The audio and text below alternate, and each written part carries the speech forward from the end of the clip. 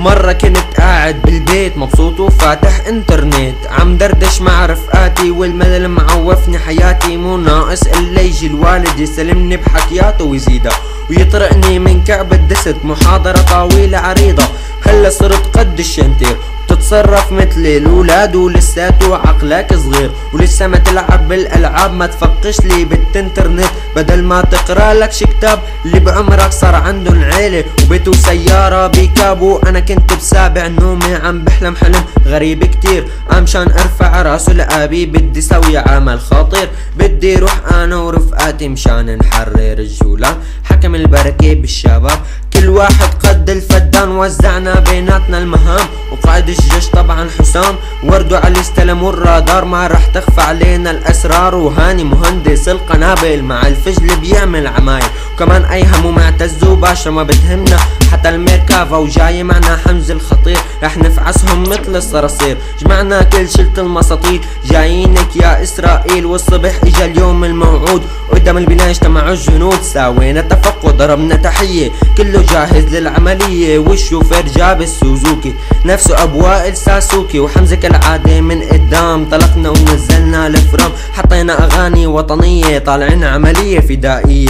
يا صهيوني يا اقرع معنا هاني وحمزة الاقدع، يا بتستسلم يا منخلع بليل يا عيني بليل. وابو وائل على غير العادة ماشي على 160، حكم المازوت صاير رخيص وما في غالي غير البنزين. اول نص ساعة عالطريق اكلنا شي 5 مخالفات، حطينا 500 بخشش للشرطة هي غير تبويس الديات. وبس وصلنا عالساحة ما لقينا ولا اي مخلوق، اتارينا نحنا الرجال والاسرائيلية هن الخروق. وكأنه اجا يوم القيامة والدنيا صارت تمطر عالم، والارض صارت تنبوع جنود صار في 1,000,000 بني ادم.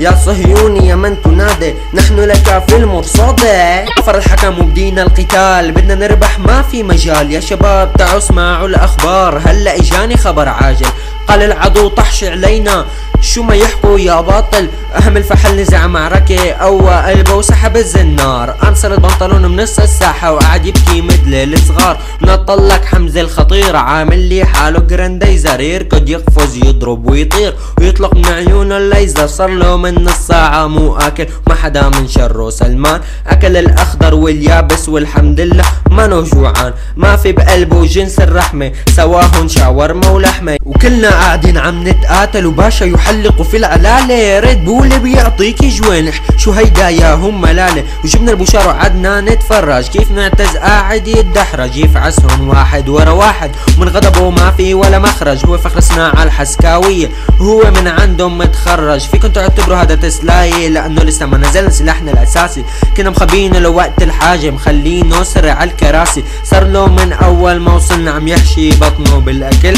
خلص كل شي جايبينه معنا وفيهم 10 كيلو فجل. نزلنا كلنا جوا الخنادق لانه اجا وقت سلاحنا الخارق، حطينا الاقنعة الغازية شو هو قنبلة نووية، لا هو اكبر من هيك بكتير. يلا تخبوا يا شطاطير.